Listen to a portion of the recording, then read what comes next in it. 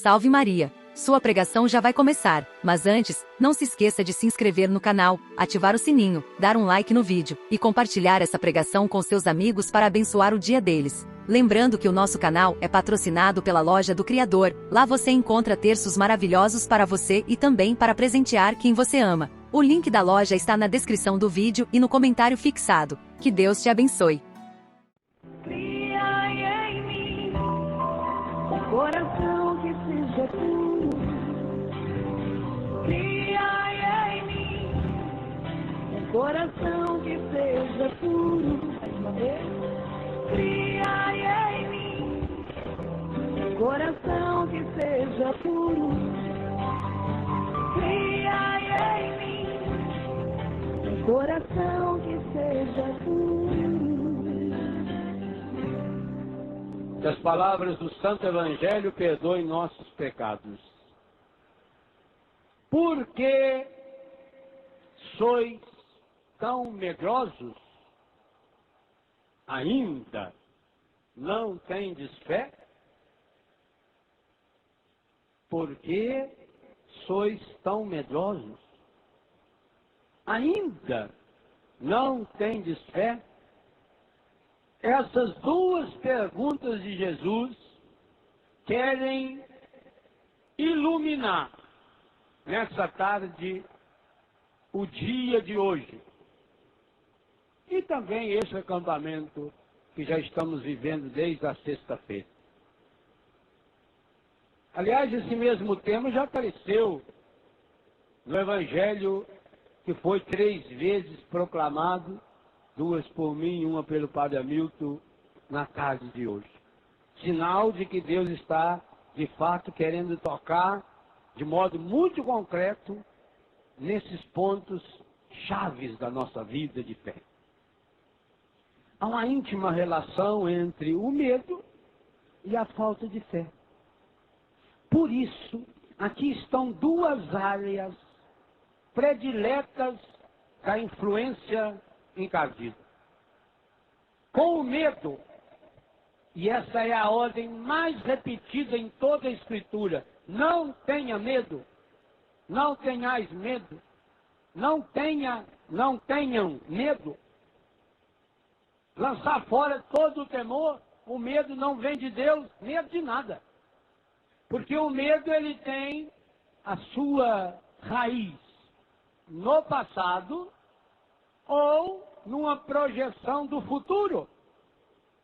Por exemplo, tem gente que tem medo, vocês vejam como o encardido é terrível.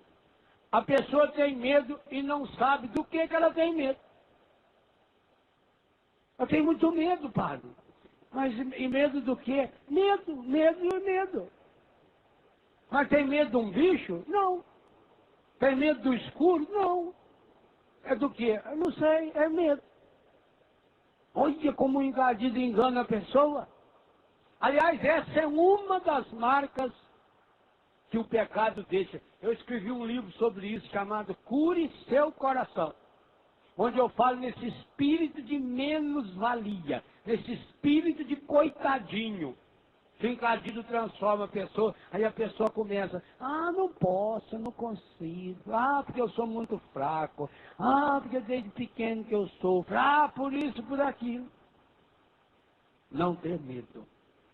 O medo é arma explosiva do encardido. Claro, eu não estou falando o medo emoção humana. O medo emoção humana é um grande presente de Deus para nós. É porque nós temos esse medo humano que a gente não faz burrada. Que você não toma veneno, medo de morrer, que você não pula de um precipício. É o medo que faz isso. É o medo que impede você de ir atrás das coisas estragadas. Esse medo, né, claro, óbvio que eu não estou falando dele. Estou falando desse medo possessivo, desse medo doentio que muitas pessoas têm. E que o demônio usa para derrubar uma pessoa. Mas Jesus associou a esse medo uma causa. Jesus tem essa pedagogia. Jesus sempre faz perguntas, já sabemos disso. Inclusive de manhã ele também fez. De manhã e de tarde. E muitas vezes, Jesus faz uma pergunta dupla. Quando ele faz a pergunta dupla, observe, a segunda pergunta já é pista de resposta para a primeira. Mas então por que ele faz em forma de pergunta? Faz em forma de pergunta para que cada um possa cair em si. Porque o ser humano não é um fantoche. Jesus não ensina decoreba para ninguém. Tanto não ensina decoreba que você pega textos do Evangelho, sinótico, quer dizer que seriam textos narrando o mesmo episódio, e muitas vezes a fala do texto tem pequenas diferenças. Como esse que nós lemos de manhã, se você lê-lo em Mateus e lê-lo em Lucas, só olhar lá na sua Bíblia que você vai achar a citação, você vai ver que é a mesma cena, é o mesmo episódio, mas de modo diferente, que cada um fez a sua experiência a partir daquele fato. Jesus não ensina ninguém a decorar. Jesus nunca preocupou com decoreba. Não há nenhum momento do Novo Testamento que apareça Jesus treinando os apóstolos. É engraçado isso. Jesus não deu aula para os apóstolos. Jesus não reunia os apóstolos, agora vou ensinar as coisas para vocês. Ele ensinava a partir da prática. Quando, para o povo, ensinava em parábola. Quando chegava em casa, na intimidade, falava pessoalmente com eles. Explicava-lhes aquilo que o povão não adianta. Pai, a pessoa não tem formação, a pessoa não tem estudo, ainda mais aquele povo lá, tudo de outra religião. Fariseu, doutor da lei, e ainda entendia. E o povão, coitado, não entendia a palavra. Então Jesus falava, mas falava também, daqui a pouco eu toco nesse assunto, de uma forma indireta, como Natan fez com Davi. E os motivos a gente já vai refletir juntos. Jesus associa na segunda pergunta elementos que respondem à primeira. E ele faz isso em forma de pergunta exatamente porque você não é fantoche. Você não é um bichinho treinado. Ele não faz lavagem cerebral. Ele jamais tira o terceiro elemento, a liberdade humana. Jamais. Aliás, ninguém pode tirar essa liberdade. Pode condicioná-la. Transformar a liberdade no fechamento interior do medo, leva à insegurança e gesta depois quantas coisas estragadas que vai levando a pessoa para o fundo do poço. Então, as duas perguntas de Jesus, a segunda já está mostrando a resposta. Por que vocês têm medo? Por que vocês ainda não têm? Vocês ainda não cresceram na fé? Jesus está dizendo, quanto menos fé esclarecida, maior a ignorância. Quanto maior a ignorância, maior é o medo. E aí, meu filho, minha filha, uma pessoa medrosa, você prende ela com qualquer coisa. As mães antigamente trabalhavam muito a pedagogia do medo. Olha que vem o bicho papão te pegar. Olha, se você não dormir, papai do céu não gosta de você. Olha, não faça isso, porque senão... Graças a Deus que hoje está mudando isso. E precisa mudar mesmo. Só na liberdade, só na verdade, nós superamos a ignorância. Só na força do Espírito Santo nós vamos de fato na causa desse medo, dessa falta de fé. E aí nós entendemos na primeira leitura exatamente o que faz em nós a ação maligna em nós quando nos afastamos da graça de Deus. Você já ouviu ontem, essa leitura é a continuação da primeira leitura de ontem. A leitura refere-se ao pecado gravíssimo. Ontem nós tivemos a descrição minuciosa dos pecados, que foram vários, um atrás do outro, cometidos por Davi. Davi era um homem de Deus. Davi foi um homem escolhido por Deus. Davi foi um homem ungido por Deus. Do mesmo jeito que derrama óleo na cabeça do padre, do mesmo jeito que derrama o óleo nas mãos e na cabeça do bispo, Davi recebeu o óleo da unção. Davi foi um homem mergulhado no óleo da unção pelo profeta Samuel. Um homem escolhido a dedo. Um homem escolhido pelo próprio Deus. Davi era rei, um homem poderosíssimo. O homem que de fato unificou o povo de Deus. Quando Davi se tornou rei, o reino de Judá e o reino do resto de Israel eram separados. Davi unificou-os. Davi colocou Jerusalém como a capital desse único reinado, embora ele fosse de Belém. Ele quis fazer isso com Jerusalém, a terra da promessa, a cidade santa. Aliás, santa em todas as religiões monoteístas. Davi era um homem espetacular, um compositor maravilhoso, que nos deixou aí quase uma centena de cânticos maravilhosos que nós continuamos cantando até o dia de hoje. Qual é outro cantor que fez uma música, por exemplo, há 200 anos atrás que a gente canta? 300 anos. Pois os sucessos que Davi nos ensinou e ensinou aquele povo, nós estamos cantando hoje, 2.500, 3.000 anos depois. Nós aqui sabemos de cor algumas músicas de Davi. Basta que se eu começasse a cantar, mas hoje não é ministério de música, eu não farei isso. Começasse a cantar aqui, vocês iam cantar comigo umas 40, 50 ou mais. Músicas feitas por Davi, baseadas nos salmos. Então pensa, um homem de uma capacidade. Músico significa que tem uma sensibilidade. O compositor tem que ter uma sensibilidade, uma delicadeza aguda do ouvido e do coração, uma percepção maravilhosa. E ainda mais ele, que fazia música cristã. Já era cristã, embora não tinha Cristo ainda. Música religiosa, música mensagem. Homem espetacular. Portanto, um homem maravilhoso. Lindo! No meu livro Corações Curados eu descrevo até fisicamente. Louro! Não sei se aí tem alguma causa do pecado dele, na sua lourice. Claro, porque sendo um homem tão bonito, de aparência bonita, que se destacava, um rapazão lourão, zóio azul, alto, 1,80 m, homem. No povo judeu ainda destacava mais ainda. O judeu tem uma característica visual que você descobre fácil pelo nariz, o jeito dos olhos, da orelha do judeu, típico. E não é um povão grandão. O Davi se destacava. Então, um homem bonito, um homem delicado, de uma delicadeza, de uma expressão artística. Outro dia nós líamos mesmo, quando ele vem, semana passada. Essa semana ainda, no começo da semana, quando ele vem diante da arca, ele dançava. Davi era um dançarino. Homem que dança tem que ter uma sensibilidade maravilhosa. Tem muito homem que não dança por medo que os outros vão achar que ele não é homem. Davi dançava, e ainda vestido assim, com só uma tanguinha. Chama-se efode. Uma tanguinha de nada, não tá nada. Tanto que a mulher dele ficou achando um absurdo, que ridículo ficar lá dançando com as nádegas expostas e o povo vendo você mais pelado, um rei. Se eu dancei foi para Deus, não foi para você. E para falar em dança, você está dançando. Nunca mais eu quero você perto de mim.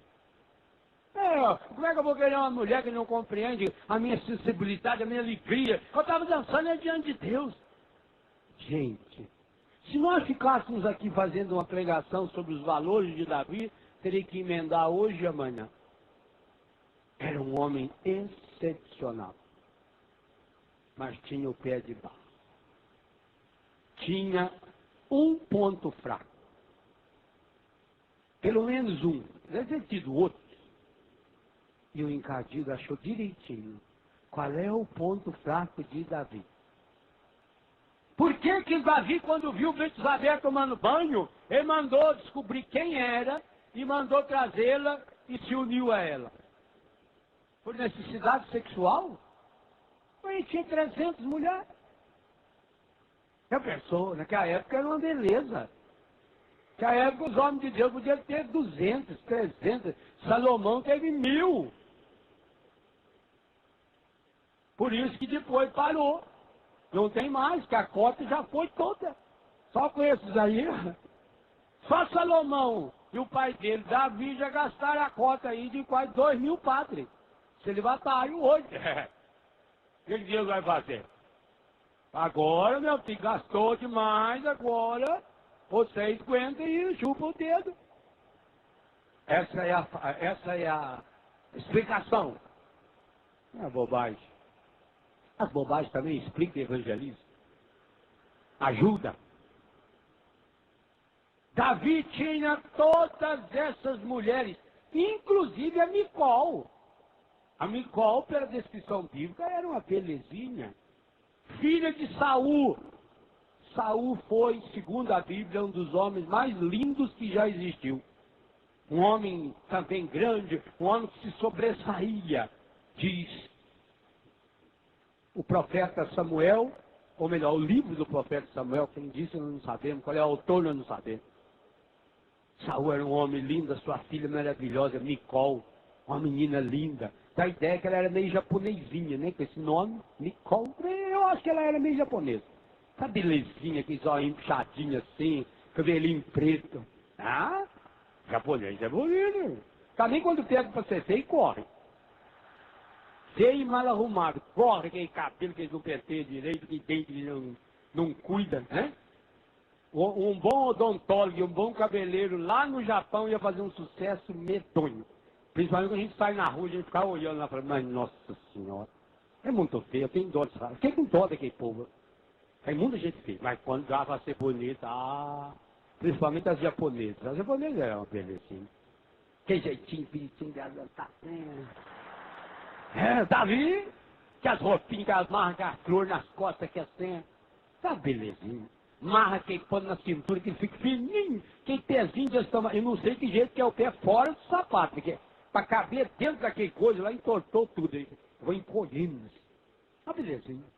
Todavia era casado com uma menina linda, que ele era perdidamente apaixonado por ela. Uai, por causa da irmã dela, Davi fez estardalhaço. Arrumou 200 prepúcios, sei lá, o que o homem ia fazer com aquilo? Vocês faziam um virado com aquilo que era? Lá no Rio Grande do Sul eles comem de vaca não, de boi, né? Eles comem o negócio do boi. Eu acho que o Saul gostava disso, que 200 prepúcios, para fazer uma farofa lá de sobra até não poder mais. Que lá misturar depois na taquera, fazia lá uma farofona. Para que ninguém sabe? Um homem valente, amoroso. Então não era uma necessidade, ele tinha mulher bonita. Não era por carência. Até porque na guerra não poderia se unir a ninguém. Davi peca por causa do seu ponto fraco. Peca porque alimenta a visão de modo errado. Levanta depois do almoço, dorme a tempo demais, aí levanta à toa. Quem não tem o que fazer, acha. Aliás, quem não tem o que fazer é um perigo para a sociedade. A pessoa fica à toa. Aliás, quem mais reclama da vida é quem não tem o que fazer. Quem tem o que fazer não reclama. Quando você precisar de alguém para ajudar você, procure a pessoa mais ocupada que você conhecer. Quem tiver tempo sobrando, a pessoa que tem tempo sobrando é preguiçosa. Ela usa o tempo para reclamar da vida. Ela está sempre atrasada para ir para lugar nenhum. Ela precisa sempre chegar, não sabe aonde nem fazer o quê. Por isso ela para em qualquer lugar, enrosca em qualquer coisa, não faz nada. Não produz, não lê um livro, não reza. É uma tristeza. Davi estava nessa preguiça.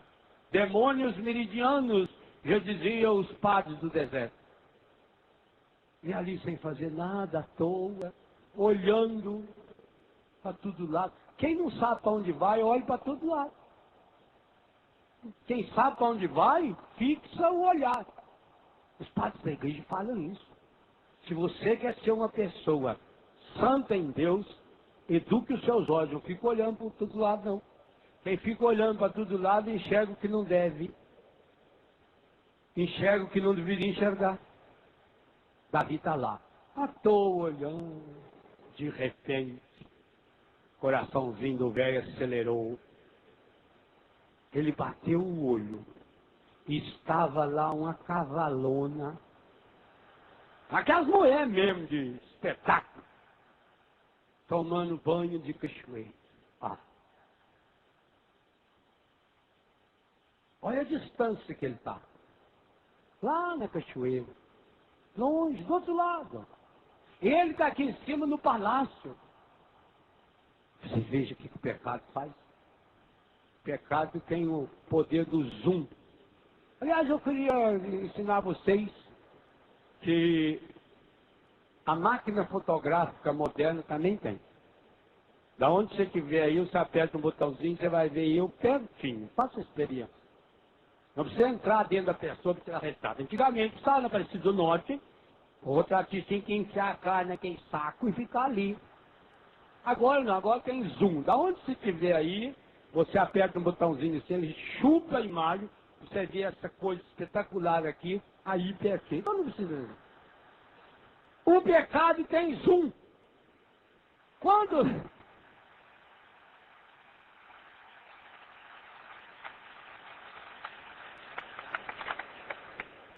Essa técnica que o encardido usa. Quando a pessoa vê uma pequena ligação com ele e fixa os olhos nele, ele tem o poder de atração. E ele atrai. E olha a força para a atração dele. O Davi não sabia nem quem era. Não é que o Davi estava apaixonado nessa mulher e cometeu um momento de fraqueza. Não, o pecado dele é muito pior do que isso. O pecado dele é da irresponsabilidade, da indelicadeza. O marido dessa Betsabé estava na guerra. Ele nem era do povo de Deus, ele era um hiteu, um hitita.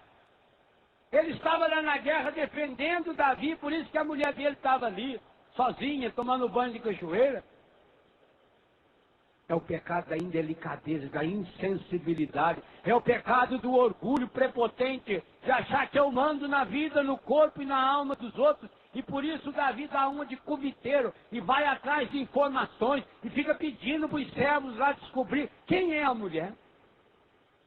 E depois que descobre, aí vai Tede também para os auxiliares ir lá buscar a mulher. Um homem, o rei, escolhido por Deus, o rei de todo o povo de Deus, inclusive nosso, até hoje. O rei do qual nasceu Jesus, mas que dominado pelo pecado, alimentado pelo pecado, inspirado, dominado pelo encardido, é capaz de ir caindo, ele vai descendo, ele vai descendo o nível. Primeiro se transforma num voyeur, que é uma doença sexual, típica do adolescente e do desequilibrado, que hoje ainda compra essas revistas de pornografia para ficar olhando aquilo ali. Eu não sei como é que uma pessoa que tivesse um pingo de inteligência abriria uma revista daquela para olhar. Vocês são um disparate. Ele foi sendo reduzido. Depois se reduziu como se fosse um moleque. Um moleque que fica pedindo ajuda de colega. E no caso dele não é nem de colega, é dos servos. Vocês imaginam a imagem que esses servos passaram a ter de Davi? Você imagina eles pensando, você imagina as fofocas deles depois, entre eles. Soube que eu tive lá na Betsabé. Estou sabendo que é claro, o chefe está doido nela aí, né? Que coisa que olha que humilhação, um rei, o ungido do Senhor, mas vai lá no fundo do poço. Traz. A mulher obedece, já não tinha voz ativa. A Betsabé não tem pecado nenhum aí, não. Por isso que Deus vai abençoar a Betsabé no futuro, como hoje a primeira leitura conta. Traz Betsabé, ele une-se a ela, sexualmente, e manda embora. Passa um tempo, veja, ele não teve preocupação nenhuma com essa mulher. Ele não teve delicadeza nenhuma com essa mulher. Foi, usou, para o seu prazer momentâneo, e pode mandar embora. Essa sexualidade, eu falo nesse livro, eu queria recomendar, de fato, que vocês que são casados lessem esse livro. E ajudasse a que seus filhos, seus amigos casados lessem esse livro. Principalmente agora com essa edição revisada, eu tenho um imenso prazer em apresentá-lo. Leiam esse livro. É a palavra da igreja. O meu papel ali foi traduzir e atualizar os textos da catequese da igreja. Você vai ver que beleza. Eu sonho, e lá eu digo lá nesse livro, eu sonho quando os casais tiverem na sua vida íntima essa visão. Vocês vão ficar abismados. Algumas pessoas vão ler e reler, como eu tenho recebido testemunho, várias vezes, para saber, será que o padre falou? É isso mesmo que o padre está falando? E vai descobrir, é isso mesmo, a beleza, a grandeza da sexualidade. Mas não isso que o Davi fez. O que o Davi fez foi coisificar, usar uma mulher, do mesmo jeito que alguém paga, foi um ato prostituído. Do mesmo jeito que alguém que tem dinheiro vai lá e paga para uma mulher para você usar o seu corpo, o Davi fez isso, ele usou o poder. O pagamento dele foi porque ele era um homem grande demais, foi porque ele era rei. Usa, joga fora. Laranja chupada, você joga fora o bagaço. A Betsabé é sozinha. Betsabé volta para casa. Com certeza vai assimilando tudo aquilo. E aí, não veio a menstruação. Ela fica grávida. Com quem que ela podia partilhar? Com quem que ela podia falar? Mandou dizer para Davi. Quem será que levou a notícia da gravidez de Betsabé para Davi? Ela não tinha acesso ao rei? Não podia ninguém chegar perto do rei assim? Está no livro de Judite, não, perdão, de Esther, livro de Esther, nenhuma mulher podia se aproximar do rei, nem a mulher dele. E ela chegou para se expor diante do rei. Betsabé não tinha acesso ao rei. Claro, ela mandou recado por aquele cubiteirinho que tinha um dia ido lá na casa dela buscá-lo. E que tinha intimidade com o rei que trabalhava no palácio. Eu fico imaginando a reação do rei quando os empregados devem ter feito uma reunião para saber qual deles ia dar notícia. E chegaram nele, seu Davi, saiu o resultado. Telefonaram aí da produção do Ratinho. É do senhor. Bebé está grávida. Ah, eu queria ser vivo na época, aí não seria hoje, mas o quê? Para ver a cara do Davi. Não é possível. Mas por que será que ela ficou grávida? Aí, Sua Excelência, é o senhor que pode responder. Naquela época ainda não tinha gravidez pelo Espírito Santo. Só veio anos depois, inclusive com descendentes da família dele, mas ele não. E o Davi se arrependeu? Não. O Davi, ao invés de achar uma solução correta, se arrepender, ele vem com máscara de novo. Por isso que eu estou falando. O pecado leva a pecado, em cima de pecado. A pessoa quando entra no pecado, ela vai tapando o pecado. Vai um degrau de pecado, é um atrás do outro. Se você não romper com um pecado que você já está vivendo, pode saber, você vai fazer pior. Nós não temos limites para a imbecilidade que o pecado provoca em nós, não. Cada vez nós vamos querer, olha a história do cigarro que eu contei hoje de manhã, cada vez nós vamos querer mais. E hoje sai de cigarro, aí vai para maconha, vai para cocaína, vai para LSD, vai para crack, vai para... É uma coisa do sexo, é uma corrente progressiva. Começa com uma leiturazinha, olhando uma revista em casa, depois um filme, depois vai criando um vício sozinho, depois acha alguém, aí depois eu não quero mais uma pessoa só, aí eu preciso de outras pessoas, daqui a pouco eu já me relacionei com 5, com 10, daqui a pouco vai indo, de fundo do poço. O Davi entrou nessa, estava nessa. No caso de Davi aqui, é uma contaminação maligna absoluta. Eu não tenho dúvida nenhuma disso. Porque é o demônio que vai articulando. O demônio é especialista nessa articulação. Ele vai articulando. E Davi então começa a articular. A primeira coisa que ele faz, ele tem que manter a aparência. Ele tem que manter a hipocrisia dele. Manda chamar Urias, o marido. Urias veio, se encontrou com o rei o recebeu em audiência. Olha Urias a importância. E deu a ele uma ordem: vá para a casa, tome banho, durma. Só que Urias não foi. Urias, que era um ateu, que estava servindo Davi, era melhor que ele. Não foi, porque enquanto o povo de Deus estava em guerra, a arca de Deus ficava fora. E imagina um homem que fosse unir a sua esposa se a arca de Deus está fora do santuário. Ele, que era um ateu, pagão, respeitava. Estava a serviço de Davi e respeitava o que Davi não respeitou. Ele não foi. Davi mandou chamar de novo. Os coviteiros de Davi continuam atuando. Porque como é que o rei sabe que o Urias não foi? Vieram dizer a Davi, leia no texto, quantas vezes aparece um plural sem pronome? Ou quando tiver ali um pronome, acho que uma vez numa tradução, é eles. Assim, as outras vezes é tudo pronome oculto. Falaram, foram, viram, descobriram, disseram. Isso que continua hoje, é assim que o demônio. Lá em casa ele sabe disso. Quando alguém chega para mim e fala, olha, falaram quem? Quem falou? Não, não quero dizer o nome. Então, eu não quero saber o fato. Diga quem? O José falou. O José falou? Falou. Eu vou conversar depois com o José, hein? E vou dizer a ele que você está me falando isso. Tá bom? Tá bom. Ele sabe disso. Que falava, estão falando por aí. O que estão falando? Quem? Primeira coisa que você tinha que perguntar é quem falou.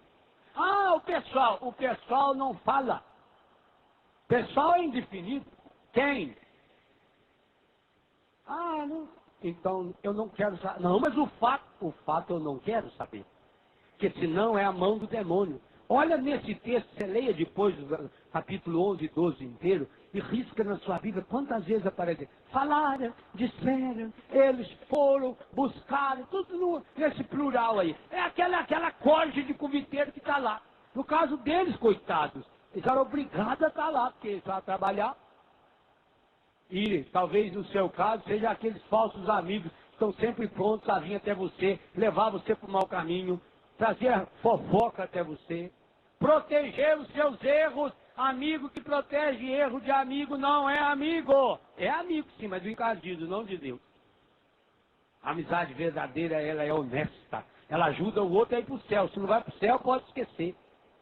Então, mais uma vez, entra em ação a corja, o bando de fofoqueiro. E antes de falar para Davi, eles falavam entre eles ali na cozinha, no fundo do palácio. Olha, não, senhor, não foi nada, ele ficou lá. O homem é cabeça dura. Ué. Também com um par de chifres daquele na cabeça, eu tenho que ser cabeça dura. Aí chega no rei. Só rei, tem um probleminha aí. Qual é, meu filho? Urias. Não foi, não. Mas será que ele não é chegado? Será que ele não estava com saudade da Betsabé? Meu filho. Pessoa que não tinha saudade de uma mulher daquela, uma cavalona daquela, um mulherão daquela. Fosse um tribufu, você até louva a Deus, mas mulher daquela, que até o rei não quer é isso. Mas então por que ele não foi? O rei descobre que ele não foi porque ele agia com a consciência correta e reta. O rei já estava percebendo que estava diante de um homem que era melhor do que ele. Então ele precisava agora tirar esse homem da normalidade. E aí combina com seus conviteiros. Então vamos fazer o seguinte. Hoje vocês trazem eles para jantar. Tragam para jantar. E por favor, o garçom, eu quero que você deixe Urias bêbado. Urias volta para a mesa do rei. E o rei enche Urias de cachaça, de vinho. Deixou ele tortinho. Porque na cabeça do rei é muito simples. Ele bêbado. Nós damos um jeito de mandar para a casa dele. Ele vai para a casa dele, nem vai lembrar se fez ou se não fez o serviço. E volta para a guerra. Também o povo não sabia quantos meses era a gravidez. Nós damos um jeito. Dito e feito. Trouxe Urias. deixou ele trêbado. Eu falei hoje que a pessoa não faz nada bêbada ou dropada que não faria quando estava consciente. Aí o exemplo. Deixou Urias trêbado. Agora você vai para casa. Vai com Deus. Ele não foi. Desceu, saiu, foi dormindo lá na praça. Aí os conviteiros ficaram apavorados. Ele não foi. O que nós vamos fazer agora? Aí votar no rei. E aí deve ser uma sugestão para o rei. Olha agora o passo seguinte de Davi. Gente, é impressionante. Eu entendo muito bem meus pecados a partir desse texto. Como é que o pecado é progressivo na nossa vida? Como é que ele vai tomando conta? Você dá corda para ele, vai te amarrando. Começa amarrando as pernas, os olhos, ou o braço, e por fim ele amarrou tudo. Davi já estava agora tomado pelo demônio. Completamente. Davi escreve uma carta de próprio punho, dizendo para Joabe, coloque Urias à frente do combate. Agora já tinha mais um cúmplice para saber da morte. Olha que absurdo! Como é que um homem nesse nível manda uma carta daquela? E se essa carta extraviasse, se caísse pelo caminho, com o carimbo do rei, é uma ordem real, carimbada. Isso é um absurdo. Davi não pensou nas consequências, porque confiava no humano, inclusive no chefe do seu exército, Joabe e companhia limitada. E quem levou a carta? Urias. Para mostrar e demonstrar que esse homem de fato era um homem de Deus, um homem que tinha valor. Que o que faz uma pessoa não é o cargo, não é a posição, não, isso é uma bobagem. Hoje também, quanta gente que está lá em cima, que exerce o papel real na política, na economia, na igreja. Quantos padres que a gente aproveita o fato de ser padre para ficar no poder e peca e usa as pessoas? Deus o livre guarda. Olha essa questão de pedofilia que de vez em quando aparece a notícia aí. Isso é terrível. Eu não julgo. Porque nem Davi eu não julgo. Você pode até julgar um ato isolado. Dizendo, não, meu filho está errado. Mas julgar a pessoa, não, sei lá, Deus, por que fez o que fez, sei lá, qual é as causas. Já preguei sobre isso aqui no Canção Nova. Olha, esse homem tão grande, esse homem tão importante, o nível que chegou. E que alegria para ele quando veio a carta. Ou o bilhete ou o aviso. Urias morreu. Aí ele ficou feliz. Mas veja que o demônio é terrível. Ele ainda precisava agora sair dessa situação, porque o problema era a consciência dele que estava acusando. Por isso estava matutando fazer toda coisa, igualzinho a minha e a sua. A sua consciência também acusa você, todos os seus pecados, e a minha me acusa. Deus nos fala da velha consciência, sacrário inviolável. Ficou matutando ainda na cabeça dele.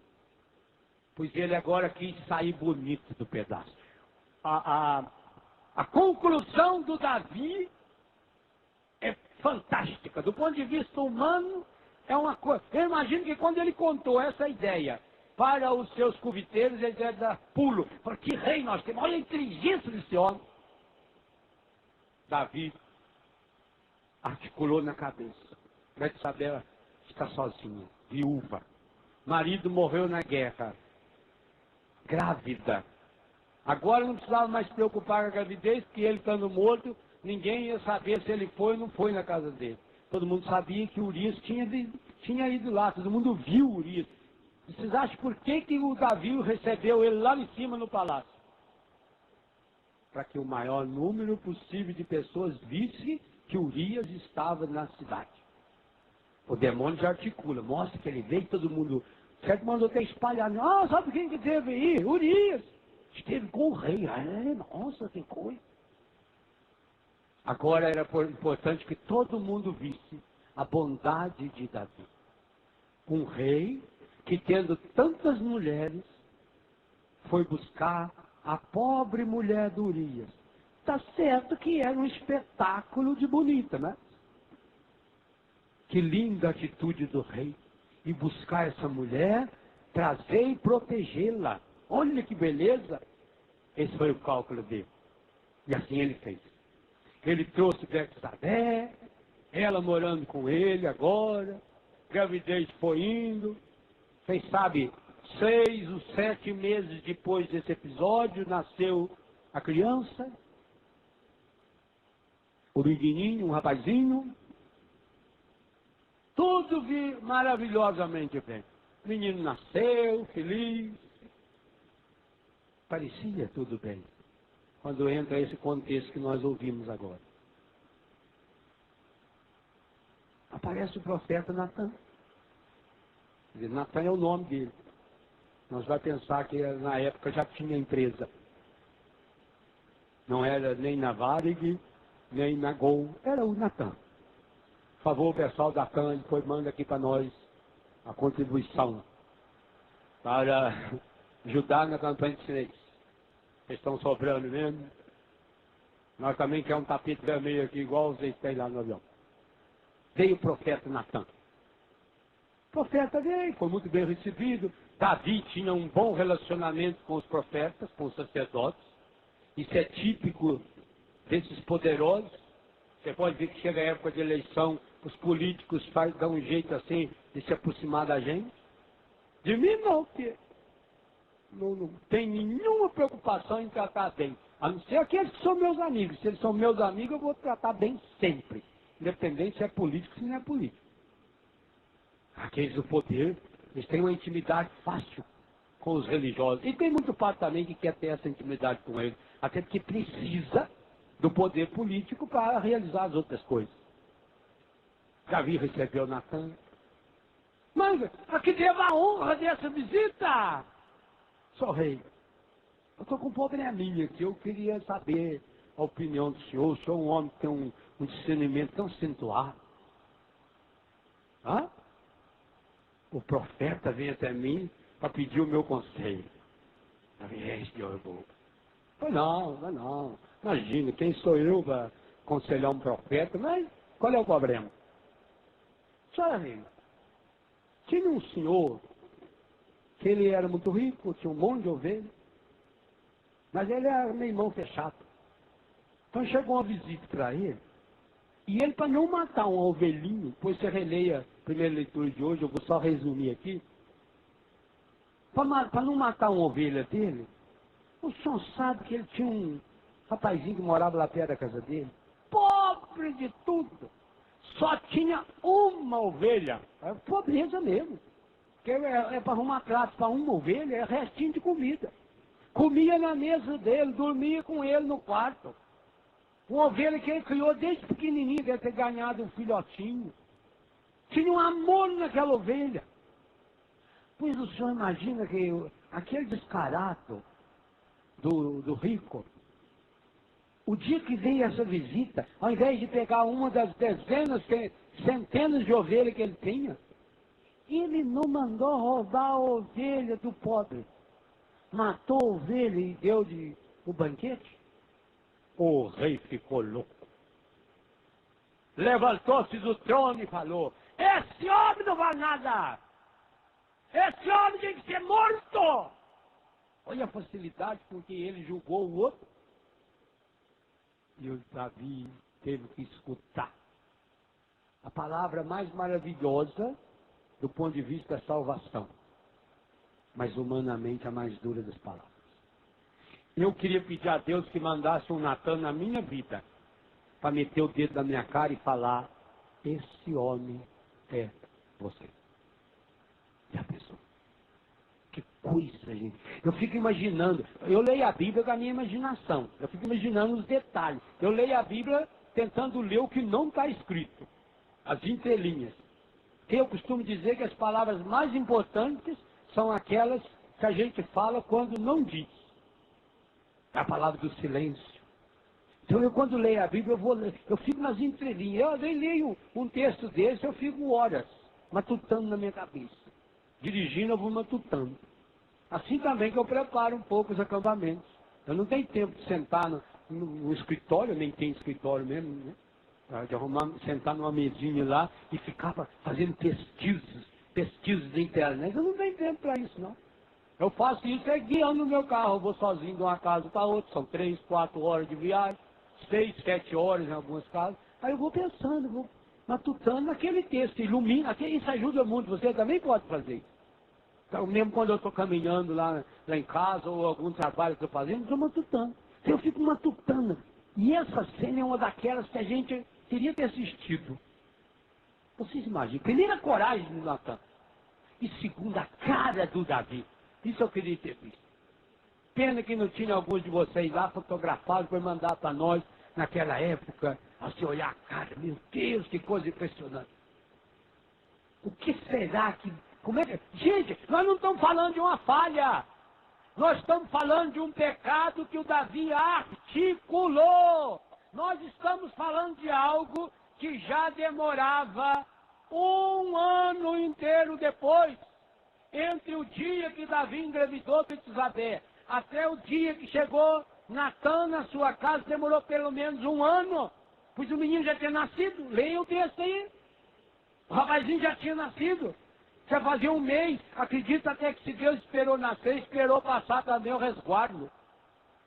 Um ano, no mínimo. Um ano. Davi, quem sabe já tinha até esquecido. A gente esquece fácil o mal que faz. Davi já tinha esquecido.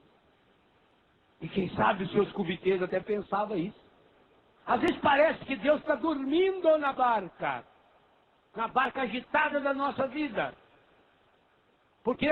Porque Deus não nos castiga. Porque o pior de todos os pecados não é obstáculo para o amor de Deus. Deus continua amando, Deus continua derramando suas bênçãos sobre todos nós pecadores. O Davi, na sua petulância, com que facilidade ele manda matar o homem. Mas ele tinha matado. Pela mão dele ele escreveu, ele comunicou a morte de um homem que era aliado dele. Mas tinha esquecido. Nós somos assim. Quando nós vivemos do passado, a gente só se lembra das coisas ruins que os outros fizeram, mas que a gente fez, imagina. Esquece. Mas tem gente que vem confessar, dá vontade de enfiar a mão na pessoa. Não pode fazer isso. A igreja não nos permite enfiar a mão na fuça da pessoa. Mas que há situações que a gente tem vontade de chapuletar as ventas dela assim, com as costas da mão para não deixar marca. Padre, faz 10 anos que eu não me confesso. Que bom que está vindo agora, né? Eu fico feliz. 5 anos, 10 anos, ótimo, que bom. Um padre amigo meu de Curitiba, o padre Júlio Lempers, uma vez atendeu um velhinho que fazia 70 anos que ele não confessava. O padre perguntou, qual é a última vez que o senhor confessou? 70 anos. Não quero saber a idade do senhor, não. Quero saber a última vez que o senhor confessou. Não, então, foi 70. Eu tinha 8 anos, na primeira comunhão, foi nunca mais, vai deixando. A pessoa então fala, faz 10 anos que eu não me confesso, 20 anos. Então conte os seus pecados. Aí ela fala, ela decorei a de 2 ou 3, faltei a missa, e pior quando fala, faltei a missa 4 vezes. Em 10 anos você contou 4 vezes. Mentira, ó. Subi de cima meu pai com a minha mãe, pai é vivo ainda, não morreu em 14. Está até hoje desobedecendo. Pensei coisas que não devia, eu acho que é só, pai. Em 10 anos. Você é incompetente de pecar. Meu filho, eu em 2 minutos eu sou capaz de pecar uma lista que vocês não imaginam. Esse intervalo de ir beber uma água e voltar, eu peco com facilidade. Eu tenho uma facilidade muito grande para pecar. Para pecar e para dormir. Eu tenho 2 facilidades. Agora, a parte. 10 anos. Isso é o sinal do quê? De santidade? Não. Se fosse de santidade, não ficava tanto tempo sem confessar, porque a igreja manda confessar todo ano. Isso é consciência relaxada. Isso é porque a pessoa não parou para fazer um autoexame, um exame de consciência. Isso é porque a pessoa não caiu em si. E é o que vai tratar o salmo composto por Davi. Naquela hora, aquela palavra. E aí nós entendemos o método das parábolas de Jesus. Se o Natan chegasse para Davi e dissesse: Excelência, preciso falar seriamente com o senhor. Ou não? A respeito de um problema que Sua Excelência andou fazendo alguns meses, 1 ano, 2 anos atrás. O Davi já ia se armar. Ele não ia acolher a palavra. E o Natan não foi lá para condenar Davi. Eu não estou aqui para condenar você. Quem sou eu? O homem de Deus não condena ninguém. Porque o que tinha que ser condenado, Jesus já condenou. A vitória de Jesus sobre o demônio. O demônio é um derrotado e sabe disso. Por isso que o modus operandi dele, como falamos hoje de manhã, é o estardalhaço, é essa barulheira. É ficar agitando a água para ver se os apóstolos caíam na história. Jesus o despreza tanto que está dormindo. Final do dia, cansado. Que diferença do dormir de Jesus com o dormir de Davi. Você vê que os dois têm dormindo. Davi estava dormindo, acordou para ir fazer bobagem. Jesus dormindo, acordou e fez o milagre. Essa é a diferença. Quem vive a intimidade com Deus, até o seu sono tem diferença.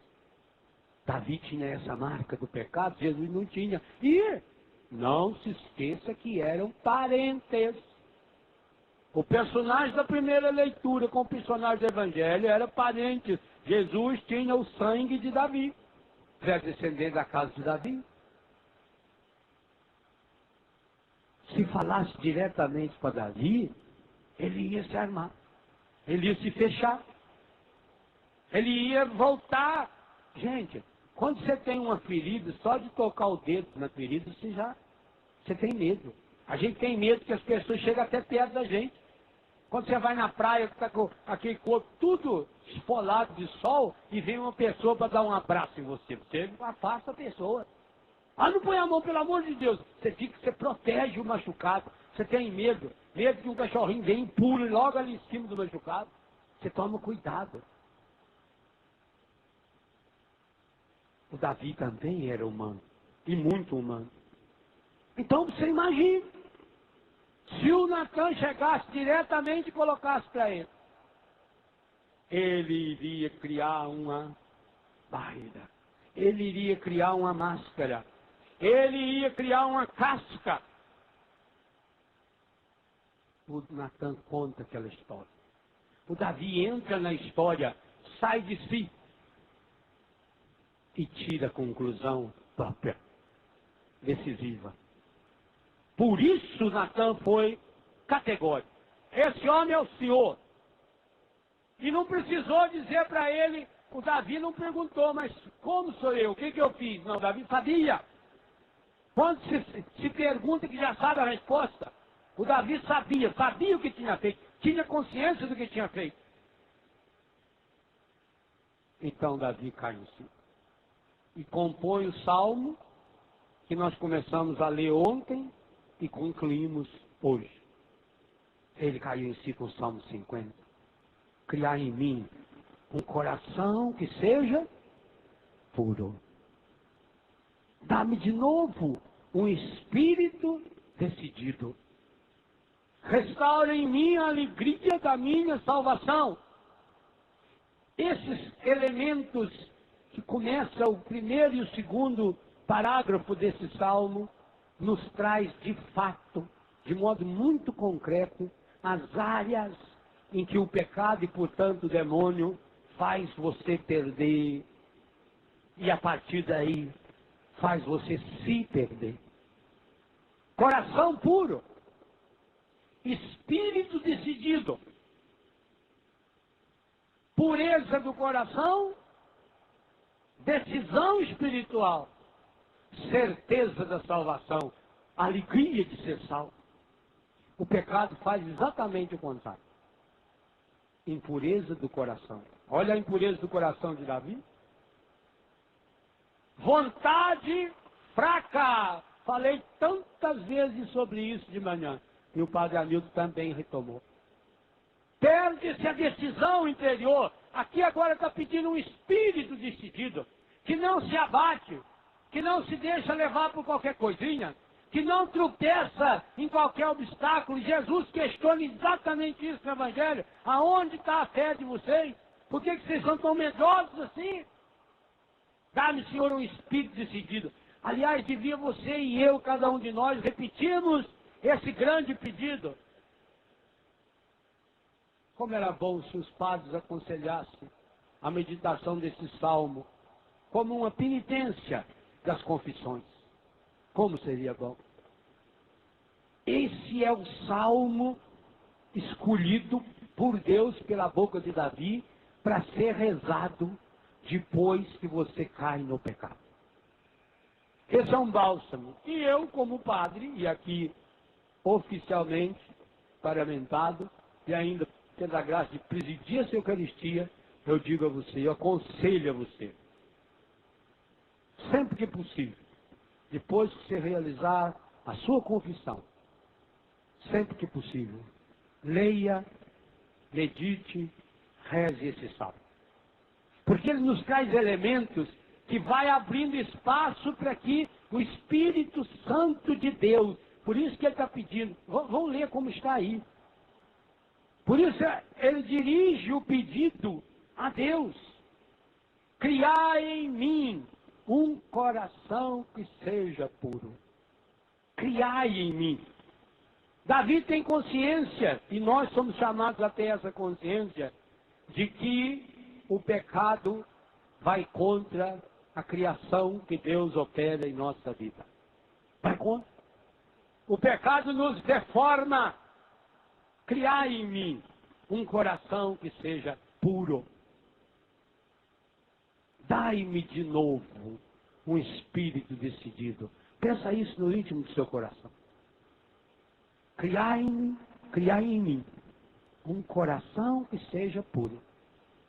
Dai-me de novo um espírito abatido, decidido. Ó Senhor, não me afasteis de vossa face, nem retireis de mim o vosso Santo Espírito. Dai-me de novo a alegria de ser salvo e confirmai-me com um espírito generoso. É o contrário desse espírito fechado, desse espírito egoísta. Peça isso para Deus hoje. Peça isso para o Senhor agora. Criar em mim um coração que seja puro. Vamos cantar esse pedido. Criar em mim esse coração puro. Dá-me de novo, Senhor, esse espírito, um espírito decidido, um espírito forte, um espírito, Senhor, que de fato me faça crescer na sua graça. Põe em mim, Senhor, essa certeza de que eu sou salvo, de que eu sou liberto. Dá-me de novo a alegria da salvação. Encha-me com a sua vitória, com a salvação que vem da tua graça, com a sua salvação vitoriosa. Dá-me a certeza de que o Senhor está me salvando agora. Encha-me, Senhor, com a tua graça. Encha-me, Senhor, com o teu Espírito Santo. Cria em mim Um coração que seja puro. Cria em mim Essa um coração que seja puro. Cria em mim um coração que seja puro. Cria em mim um coração que seja puro. Só você. Cria em mim um coração que seja puro. Mais uma vez. Cria em mim um coração que seja puro. Cria em mim um coração que seja puro. Cria em mim um coração